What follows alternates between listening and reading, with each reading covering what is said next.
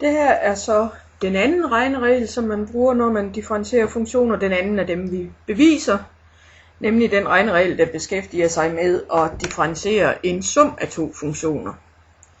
Det vil sige, det er en regneregel, som siger, at hvis man har to kendte funktioner, f og g, og man ved, de er differentiable, så kan man danne en ny funktion ved at lægge dem sammen. En funktion, vi så kalder h.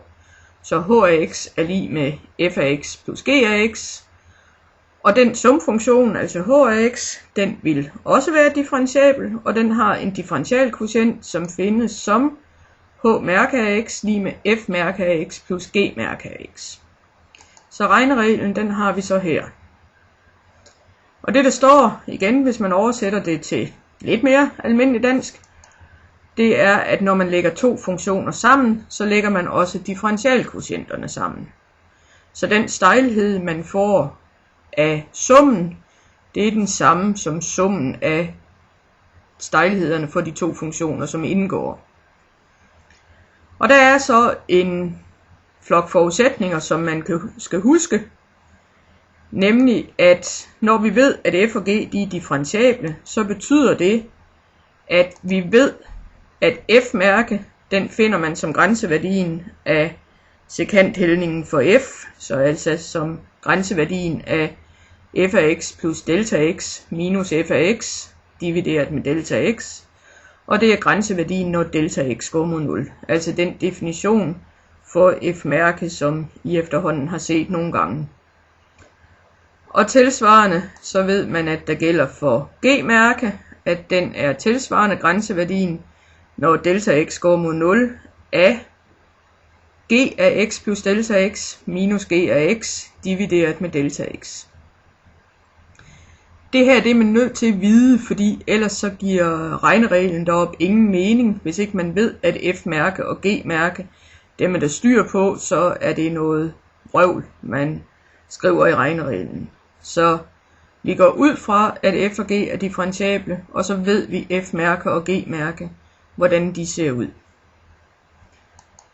Og det betyder så, at dem man skal have frem, når nu vi begynder at skrive om på tingene, det er, at vi skal have de to brøker i definitionerne for f-mærke og g-mærke frem, fordi det er dem, vi har styr på grænseværdierne af. Så det gælder om i det følgende at få skrevet om, sådan så de to brøker, f af x plus delta x minus f af x divideret med delta x, og den tilsvarende brøk for g af x plus delta x minus g af x divideret med delta x, at de to brøker kommer frem.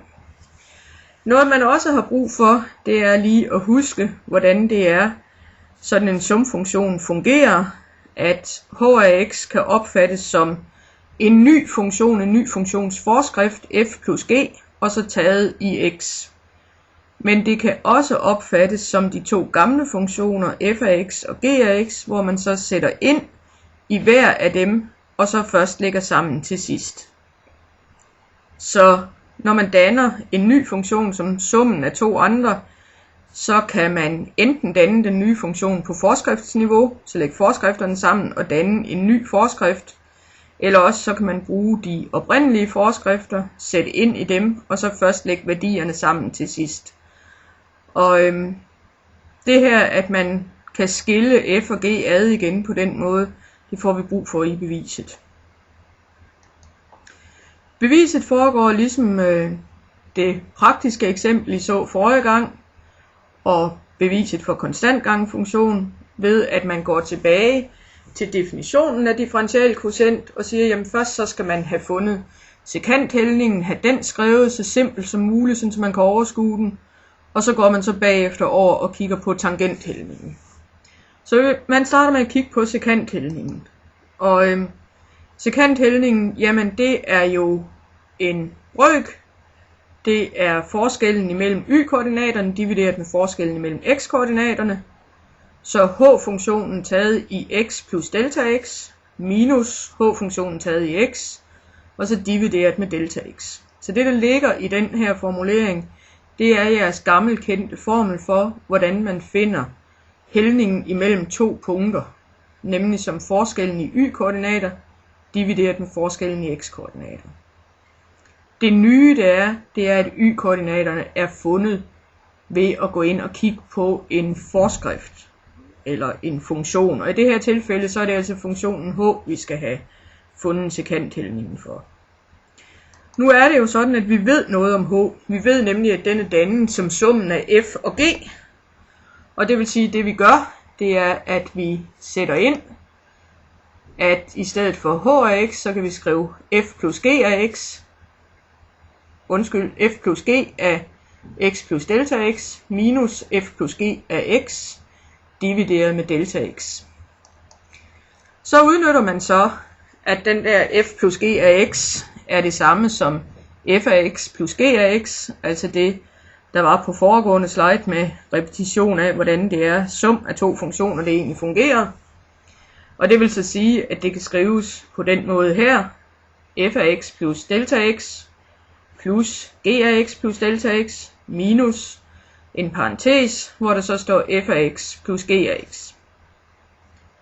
De to første led, det er altså dem, der tilsammen svarer til h af x plus delta x, og det, der står i minusparentesen, er det, der svarer til h af x. Så der er ikke som sådan ændret nogen ting endnu, det er bare skrevet om, ved at vi har brugt, hvad vi ved om h af x, hvordan den var defineret. Det næste led, og husk på, at vi er stadigvæk i færd med at få det lavet, sådan så vi har en brøk, hvor vi bare har noget med f, og en brøk, hvor vi bare har noget med g. Så det næste, der bliver gjort, det er at hæve minusparentesen, og så bytte om på ledene, sådan så det, der har med f at gøre, og det, der har med g at gøre, det kommer til at stå hver for sig. Eller stå samlet. Først så har vi de to led, der har med f at gøre, så de to led, der har med g at gøre. Og det betyder rent praktisk, at der bliver byttet om på de to led inde i midten. Sådan som minus f af x og plus g af x plus delta x, de bytter plads. Så det kommer så til at stå sådan her. F af x plus delta x minus f af x plus g af x plus delta x minus g af x. Det hele divideret med x. Så tager man og deler den her store brøk op i to. En brøk, som bare har med f at gøre, og en brøk, som bare har med g at gøre. Og den bliver så delt ved det midterste plus, altså imellem f af x og så g af x plus delta x.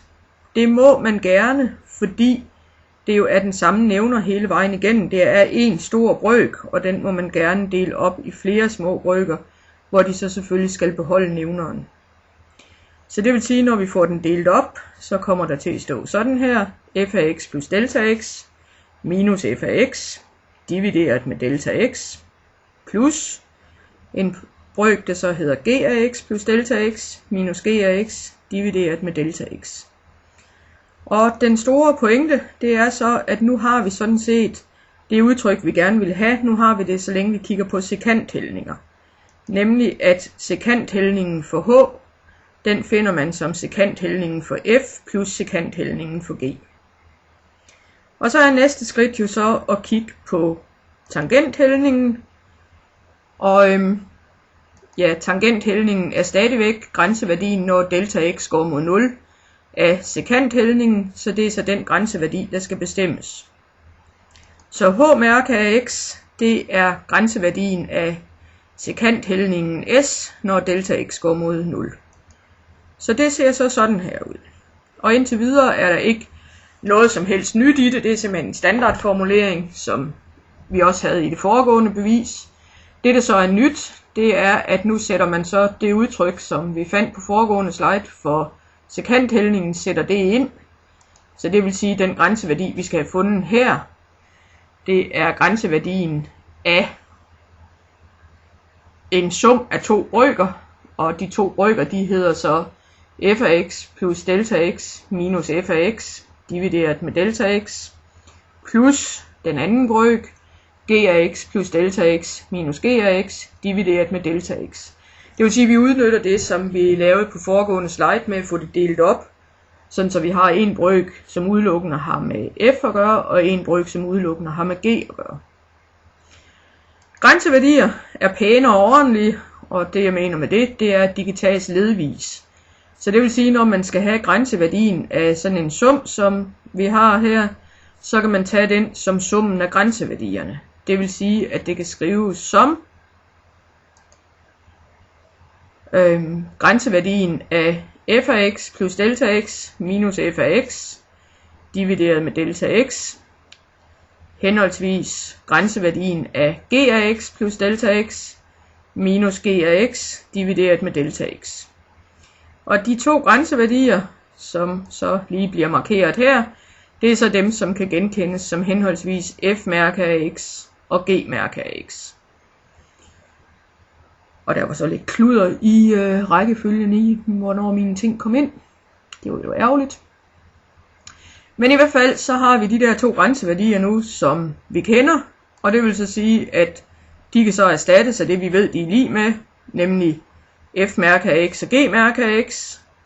Så kommer det så til at se sådan her ud, og regnereglen er bevist. Så hvis vi lige igen markerer det, vi egentlig havde fundet ud af, det vi gerne ville, så var det, at h-mærke af x er lige med f-mærke af x plus g-mærke af x. Og det var også det, som stod i regnereglen, og den er så ført bevis for nu. Og det vil altså sige, at nu har vi det også på tangenthældningsniveau, at tangenthældningen for h, den findes som tangenthældningen for f plus tangenthældningen for g. Hvis man skulle lave det tilsvarende bevis, når man tog og trak de to funktioner fra hinanden, så er det sådan set fuldstændig det samme bevis. Hvis man går det igennem, så er det bare et spørgsmål om, at en række plusser skal erstattes af minuser. Men det er fuldstændig samme teknik. Sæt sekanthældningen op, del op i f og g, tag grænseværdierne og konstatere, at man også på grænseværdierne, altså på tangenthældningerne, har f og g splittet. Og så bliver det så bare f-mærke af x minus g-mærke af x. Og det var så det.